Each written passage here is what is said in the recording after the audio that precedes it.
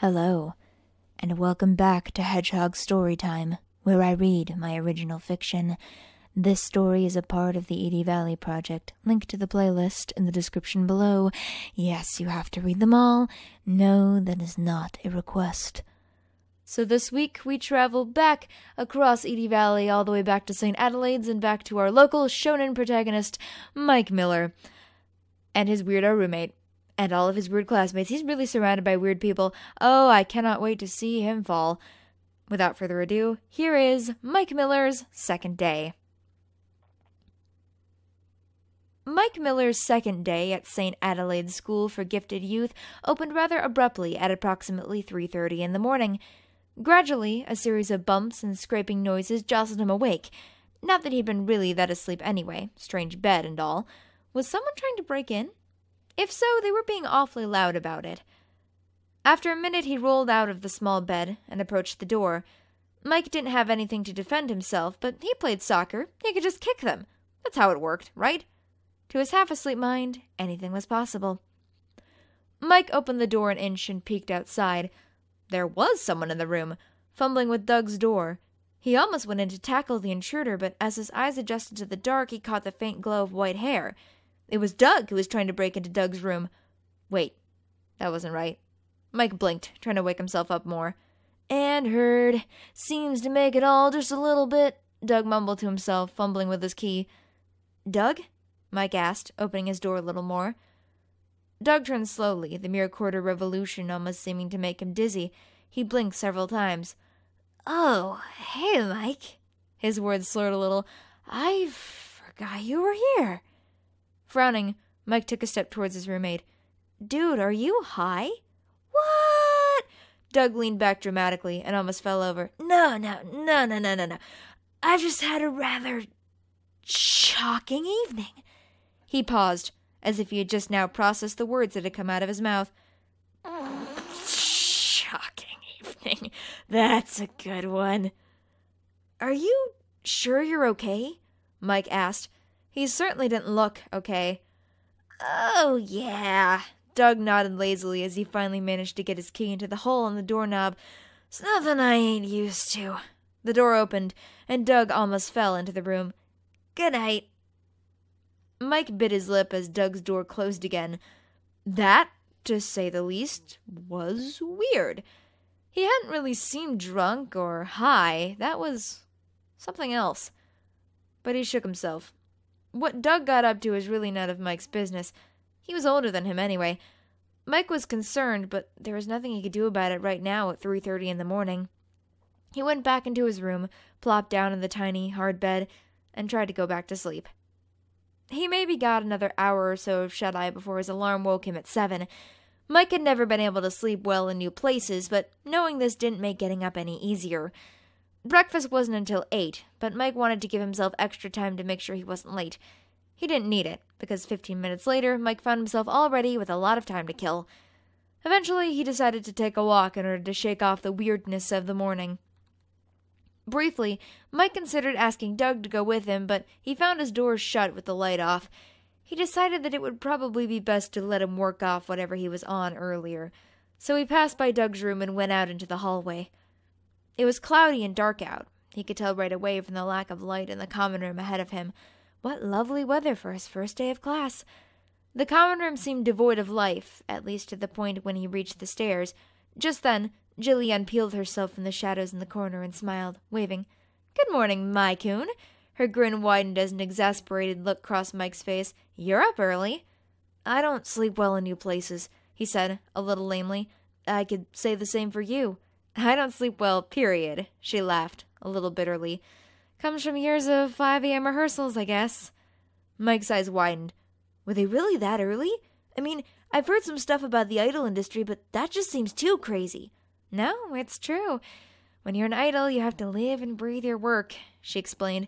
You start to feel like a singing robot or a certain voice synthesizer. They both chuckled a little at that. And sometimes it gets a little claustrophobic. How so? Well, the managers and agents can be a little overbearing. Jilly made a strange face. Our image is controlled even more than a lot of pop singers over here. We can't even have boyfriends. Of course, most of us did anyway, but the pressure and paranoia tend to get to you after a while. I remember a lot of girls having really nasty breakups when their managers found out, or when they couldn't take the secrecy anymore. Shaking his head, Mike's eyebrows knitted together. "Geez," he said. "Sounds really depressing." "It is," she admitted. "But, I do really miss it. The singing, I mean, and the performance. I was just about to graduate before my, incident. If I'd been able to hang in just a little longer, I might have been able to become a solo artist." "You still could," Mike smiled. "I haven't heard you sing, but I'm sure a lot of people would want to hear it." Jilly laughed, though there was a hint of sadness behind it. "You're a sweet kid, Maikun." She patted him on the head. "But enough about me. It's almost time for breakfast. Have you seen Doug?" She noticed Mike's sudden frown immediately. "He was out really late last night and, came in a little messed up," Mike confessed. "I thought it was probably best to just leave him alone." "Good call," Jilly nodded. "It was most likely one of his sessions." "Sessions?" She grimaced. "Yeah, there's an on-site staff of psychiatrists here." She paused momentarily as Mike's face twisted in confusion. "Rich kid school," was the only explanation she needed to give. Only the best for her screwy little brains. But Mike was still concerned. "So, Doug.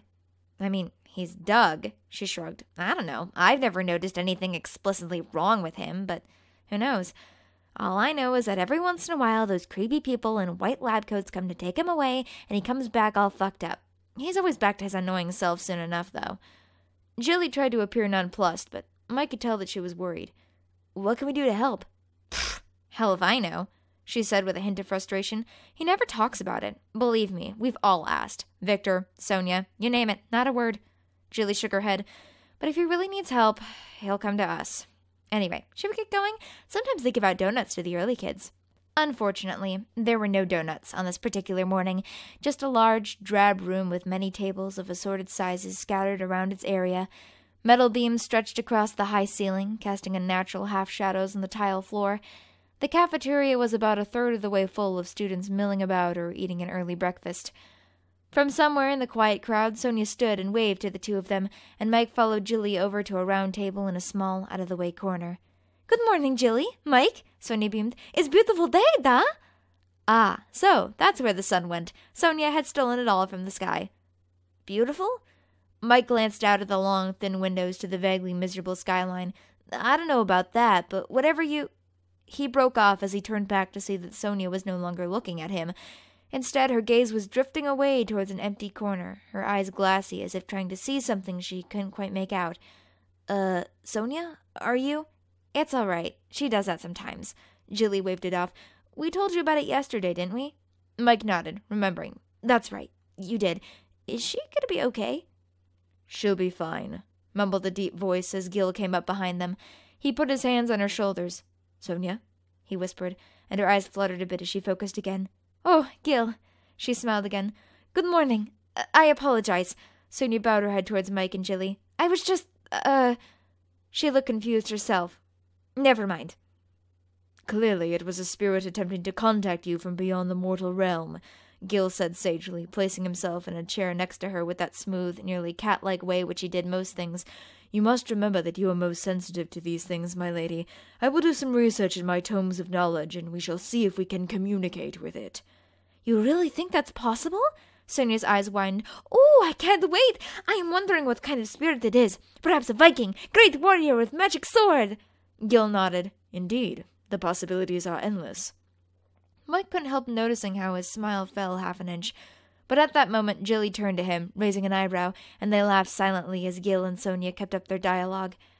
One by one, they went to get breakfast, and Mike couldn't help noticing the gathering of faceless men and women in lab coats that were surrounding the perimeter of the room. They must have been the psychiatrists that Jilly was talking about. By the time the cafeteria was mostly full, there must have been a good 10 to 15 of them. Mike didn't like it. They gave him the heebie-jeebies. But none of the others seemed particularly disturbed by their presence, so he tried to ignore the growing feeling of unease in his gut. Just as Jilly got back to the table with a plate full of fruit and waffles, one of the psychiatrists moved to the platform on the far side of the room. The students quickly fell silent, so much so that you could have heard a pin drop. "And now," the psychiatrist said, "a word from the director." There was a crackle, and a burst of static that reverberated around the room. Mike looked up to follow the noise, and saw for the first time the speakers perched in the upper corners of the room. A strange noise came through suddenly, like someone clearing their throat, but he couldn't quite tell because it sounded so distorted. Good morning, students. The new semester is here at last. The voice boomed across the room, altered by static and modulation, but decidedly female. Something about its tone and inflections, Mike decided. To those now joining us, welcome to St. Adelaide's. To those old faces, welcome back to your home away from home. Jilly scoffed, and even Gil rolled his eyes. Sonia, on the other hand, had zoned out again. Mike didn't like this. The voice sounded pleasant enough, but there was something about it, something Mike couldn't quite put his finger on. There were shivers running up and down his spine. Remember that you are all the most gifted students in the country, possibly the world, and we look to you all as the hope of the future. And if anyone has any concerns, questions, or snide remarks, feel free to talk to the friendly men and women in lab coats. They are here to help. The director continued on for a few minutes, mentioning a few other events and announcements relevant to the student body at large, before finally wrapping up her address. Thank you as always for your patience, she said, and enjoy your first day of the new semester. With another crackle, the speakers fell silent, and gradually the students began to converse once more. Well, Mike muttered, that wasn't ominous at all. Jilly and Sonia both began to laugh. Do not worry, Sonia reassured him. You will become used to it after a while. I'm not sure I want to, he frowned. It all seems a little big brother to me. What sort of demonic older brother do you have? Gil asked, looking horrified. Jilly sighed. 1984, Gil. He blinked. Ah, yes, of course. My apologies. The four continued talking as they ate breakfast, which, if Mike was honest, was not very good. The texture of Aunt Marma's totally genuine maple syrup stuck to the roof of his mouth. Finally, Jilly looked up at the clock and saw the time. Well, she stretched. First period begins soon. What have you got, Mike? He pulled out the slightly crumpled piece of paper from his pocket, which had his schedule. Ugh, Algebra 2. What instructor have you been assigned to? Gil asked. Vantis, Mike added after looking back at the paper. Gil nodded, a determined expression settling into his pale features. Then this is a battle we share, my friend. If you would have it, I would accompany you to our battlefield. As he blinked, Mike wasn't sure he'd gotten a word of that. He has the same class, Sonia translated. He wants to know if you want to walk there together. Thank you, my lady. Gil bowed his head as he took her hand. That was my question exactly. Oh, sure, thanks. Jilly stood, grabbing her tray. Well, Sonia and I are off to choir. See you losers later, she waved. Oh, and Mike, tell Doug hi for me if you see him, yeah? Will do, he nodded, standing as well. You coming, Sonia? I will catch up with you in a few, she smiled, before beginning to zone out again. Gil's gaze seemed to linger on her for a moment before he shook himself. Come, young apprentice, he said to Mike, his coat swishing dramatically as he began to walk. The battle of mathematics awaits us. Mike would have probably gotten lost in the crowd had it not been for the fact that Gil stood out like a sore thumb. Students seemed to give him space wherever he walked. He didn't seem to mind. Gradually, as the crowd broke away into the various directions of their classes, Mike was able to hear himself think again. Gil was silent a few steps ahead of him, seemingly lost in thought. Mike wondered just what went on in his head. He seemed like a really smart guy, so why did he persist in his delusions?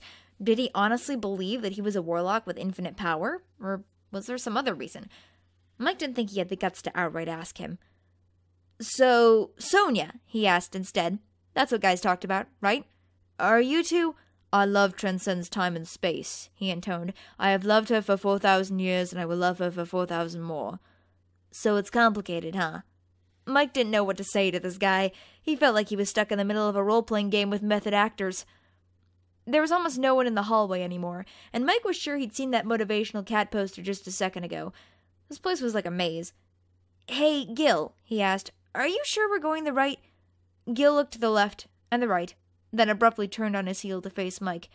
A warning for you, Michael Miller. His golden eye almost seemed to freeze Mike in place. Your wariness of this place is not unwarranted. Don't ignore your intuition. It may just save your life. He wasn't joking. There are forces at work in this school that will attempt to pull your very being apart. I've been affected by it. Sonia, that ignoramus you call a roommate. All of us have.